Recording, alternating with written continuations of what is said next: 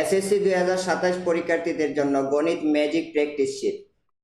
গণিতে 90+ নম্বর নিশ্চিত করতে এই শীটের বাইরে অঙ্ক করার কোনো প্রয়োজন নেই, কারণ এখানে 2015 থেকে 2025 পর্যন্ত সকল বোর্ডের সকল প্রশ্ন এখানে দেওয়া আছে টাইপ ভিত্তিক আকারে। অর্থাৎ এখানে প্রথম অধ্যায় থেকে বীজগণিত অংশে দেওয়া হয়েছে 6টা অধ্যায়।